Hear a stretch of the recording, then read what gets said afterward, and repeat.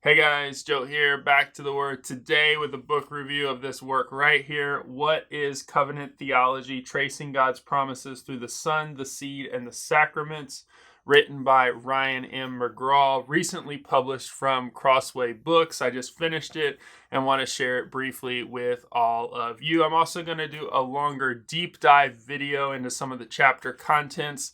So once that video is up, I'll put the description in, or the link that is in the description below as well. So before I get into my normal segments, why did I get this book?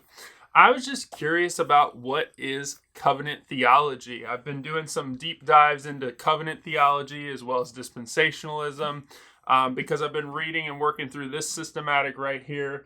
I did a video on my channel on progressive covenantalism. This is Wellham's systematic. This is volume 1 of a promised 2-volume set at least. May grow into 3 volumes, we don't know.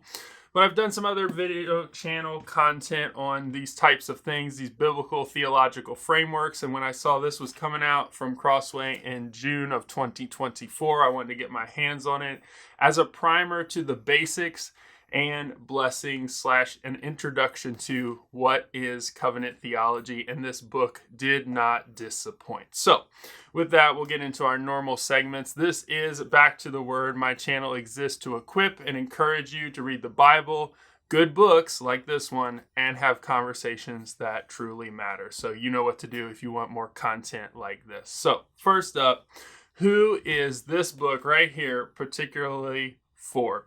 It's really for any Christian who is curious about biblical theological frameworks or covenant theology as a whole, its basics and its blessings. It's a great primer introduction. I personally got it because I knew at only 130 or so pages worth of reading, it would be great for the footnotes. He has a short recommended reading section at the back for those who want more. And it's well written, well done, and it's a good introduction to the area of covenant theology as a whole. So anyone curious, new, longtime believer will enjoy this work.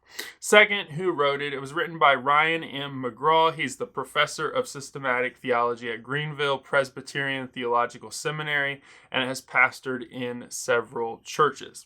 He has written nearly 30 books and mostly focused on the Trinity and how the Trinity is teased out and enhances doctrine, but also our daily life as Christians. So this is a little bit different for him, but I really love this book and can fully recommend it. So, what other things stand out about this work in particular? I already covered it's only 120 or 9 or so pages worth of reading, so pretty easy to digest. And I really like the fact that he has recommended resources at the back for those who want to go deeper, as well as good footnotes.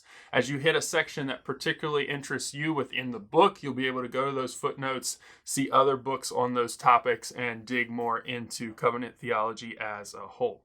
It's also great for group and personal study. At the end of every chapter of the first 5 chapters, he has questions or process questions, and they're not easy pushover questions. They are something that are meaty, that get you to think, that get you to discuss, and it'd be great to read this book with a group of either pastors or people at your church, or even just to personally take the time to go through and study this on your own. Totally worth it. The aim of the book as a whole is to introduce readers to the basics of covenant theology through its chief blessings, and he focuses on 3 central blessings throughout the book. And so that's what he does, and that's the format of the book. So the first blessing that he identifies is that covenant theology helps us see the breathtaking unity of Scripture. And so he divides that into some sections, and so that's chapters 1 through 3 in the book. The second central blessing of covenant theology he identifies is that it helps us see the glory of the triune Christian God. And so that's chapter 4 in this book. And then the final blessing or central one that he focuses on this book is that the covenant theology helps us learn to live the Christian life. So that's chapter 5. And then chapter 6, which honestly is worth the price of the book and was for me, as well as the recommended resources, is he gets into the common questions and answers in brief, but it does answer some of the common questions people have or ask about covenant theology as a whole. And so he goes through 22 different questions in that last chapter. It is the longest chapter at like 30 some pages, if I remember correctly in my reading. So other things that stand out, there's lots of sacraments talk, obviously.